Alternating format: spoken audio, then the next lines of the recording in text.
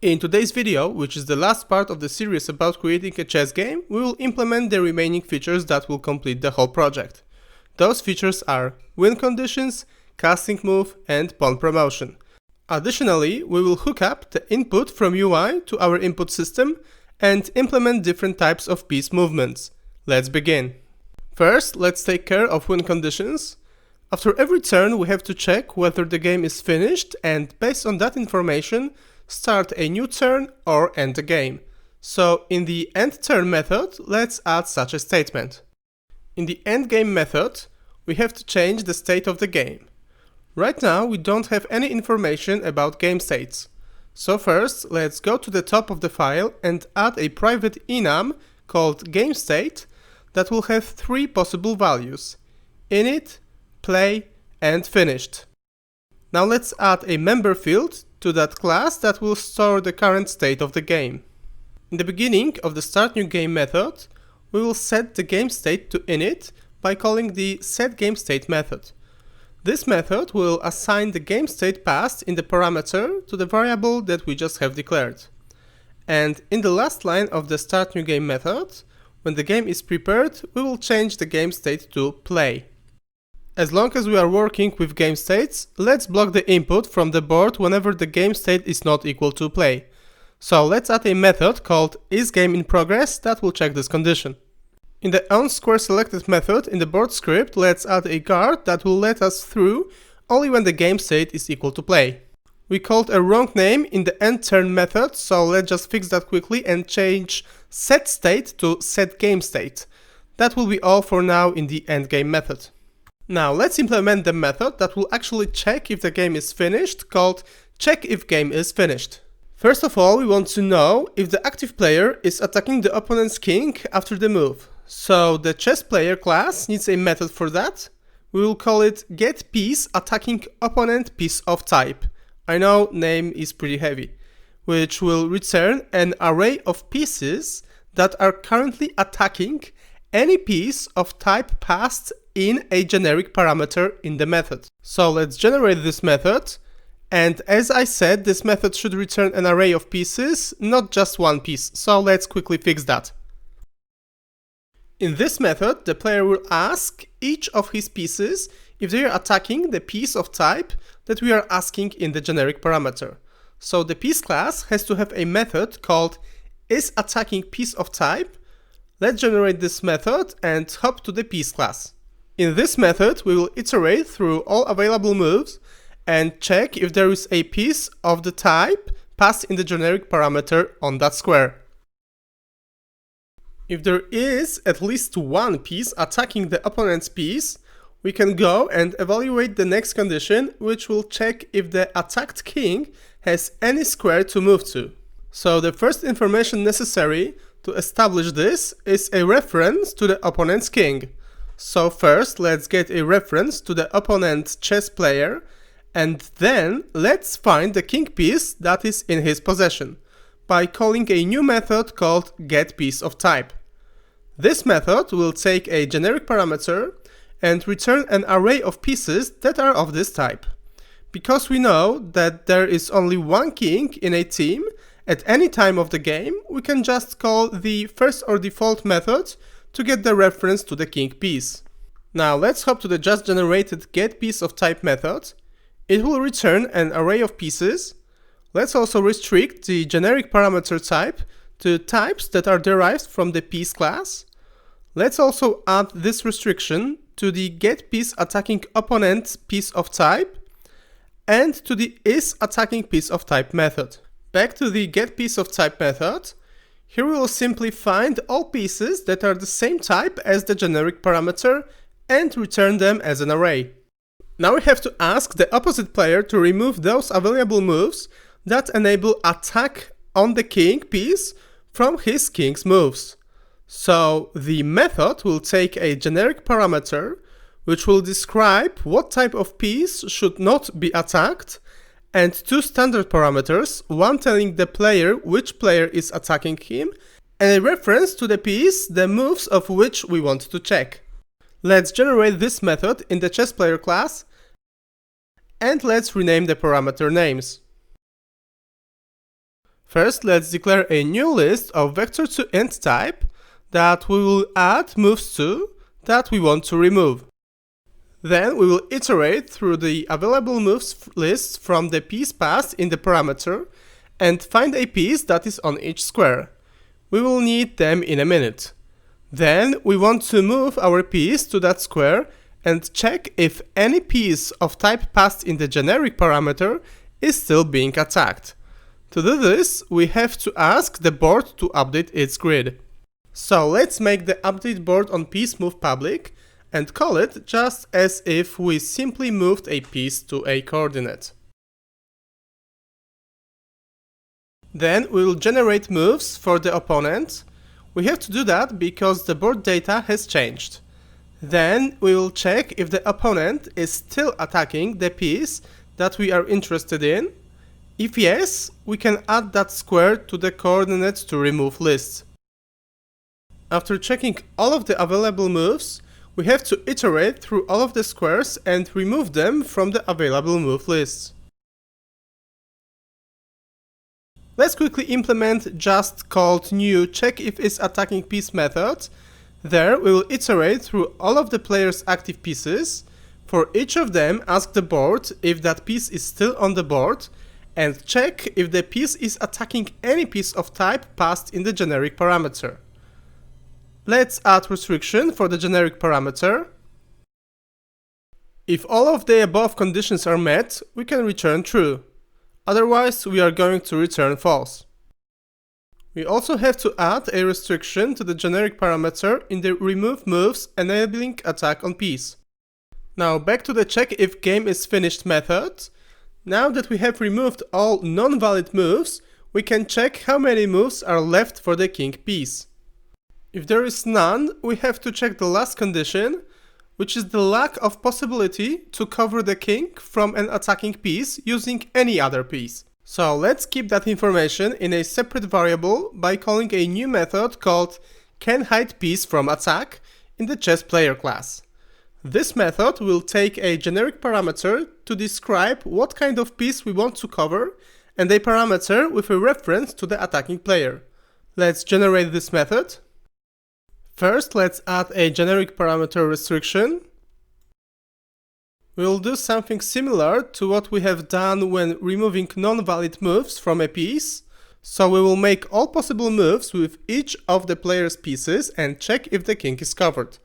So let's add a nested for each loop that will iterate through all moves for each piece in the player's possession. Like before, first we will cache the piece on a square in a separate variable and update the board as if we just have moved to the square that we are currently checking. Also, let's change the parameter name so it describes the player better. Next, we'll generate all moves for the opposite player and check if he is still attacking any piece of type passed in the generic parameter. If not, we restore the board state using the previously cached piece and return true. Otherwise, we just restore the board state. At the end of the method, we return false. And back in the check if game is finished method, we can now return true when the player can cover the king. At the end of the method, we return false. To check if our method works, let's add a debug statement to the endgame method. So let's just give the fastest possible mate and see if the log will appear. And there we go, it works. We also would like to call the remove moves enabling attack on piece of type method when we select a piece, so that we won't show any non-valid move to the player. So let's add a method with that name in the chess game controller class that will just call that method in the active player object. Now we can call that method in the select piece method. As a result, we will not show any non-valid moves on the board. Next, we can take care of removing pieces from the board when they are taken by any opposite piece.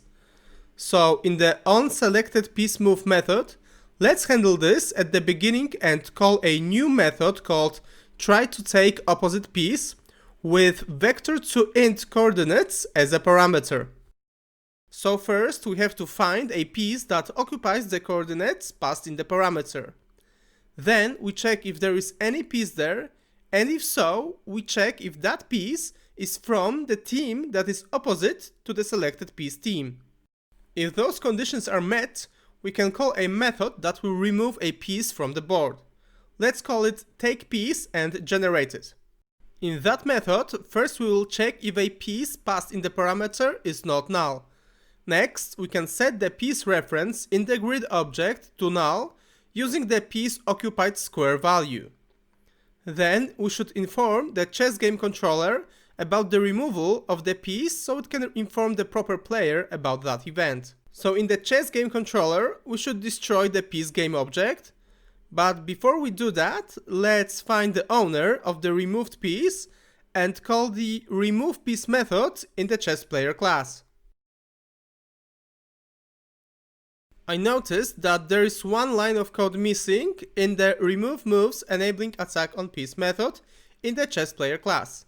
We forgot to restore the board data after making a move, so let's quickly fix that by calling the updateBoardOnPieceMove method. Back in Unity, let's test if removing pieces works properly.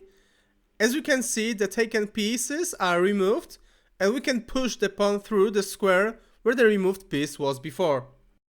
Now let's test if only valid moves are highlighted. So let's create a situation where there is only one valid move for the black team. Now only the knight on the right side should be able to move to the square with the white queen on it. When we click on any other black piece, we don't have any highlighted squares. But when we click on the knight on the right side, we have only one option to take the queen. Next, let's create a little UI so we'll be able to restart the game. We will need a screen space canvas that will have an empty game object. This game object will be a parent for a text game object that will inform us which player has won, and a button that will restart the game.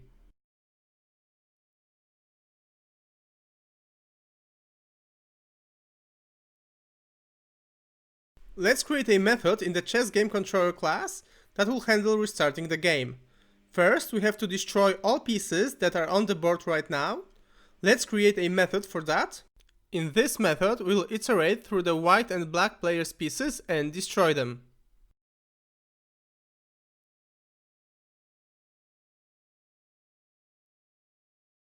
Next, we have to reset the board data, so let's call a method in the board object and call it onGameRestarted. Here we have to reset the selected piece reference and set it to null and create a new grid. Back in the restartGame method, we will call the onGameRestarted method in the white and black players objects. Lastly, we will call the startNewGame method that will create the new board once again. The onGameRestarted method in the chessPlayer class will simply clear the active pieces list. We would like to hook up input from the UI to our input system from the previous video. For that, we will need a script called UIInputReceiver that inherits the InputReceiver class. So we have to override the onInputReceived method.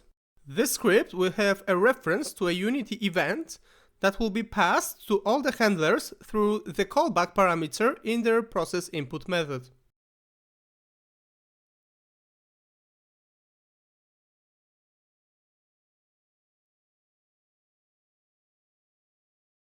Now the UI input handler. Let's implement the IInputHandler interface first. In the processInput method, we will just invoke the callback from the parameter. Lastly, we need our own button script. So let's derive the new script called UIButton from Unity's button class.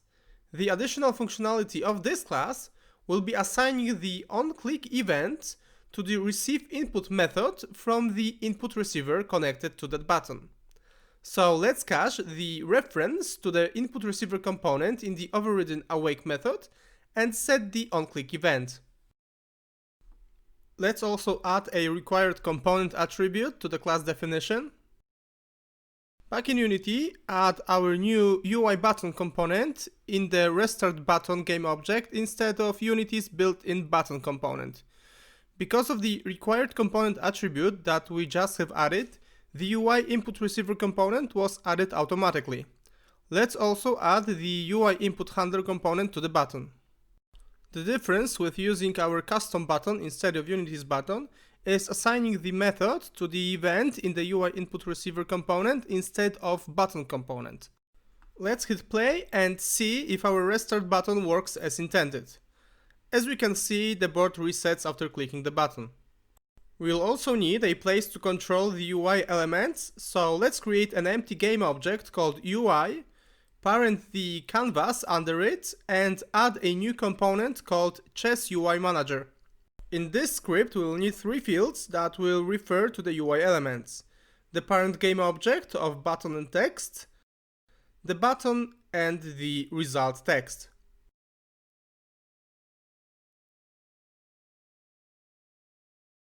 And we will need two methods here, one called hideUI, which will just deactivate the parent game object. Actually, we don't need a reference to the button, so let's remove that field. We will also need a method that will be called when the game is finished. In this method, we will first activate the parent game object and then set the result text using the winner team name passed in the parameter. Back in the chess game controller, let's add a field for a reference to the Chess UI Manager. And then let's call the onGameFinished method from the endGame method using the active player's team as a parameter. We also should hide the UI whenever starting a new game, so let's call the hideUI method from the startingGame method. Now let's assign the inspector references in Unity. First, set the UI Manager reference in the Chess Game Controller component, then set the UI element references in the Chess UI Manager component. Then let's hit play and see what we've got. Let's give a quick mate and try to restart the game. The game restarts and the UI hides, so everything works. Now let's take care of the casting move. So in the King class, we'll separate selecting available moves to two methods.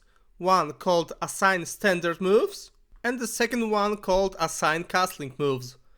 This is the method that we will be working on right now, so let's generate it. First, we will need two private fields that will hold calculated castling moves coordinates. In the method, we will check if the king piece has moved already, and if so, we just return from the method. Then we would like to find one of the rooks. Let's start with the left one.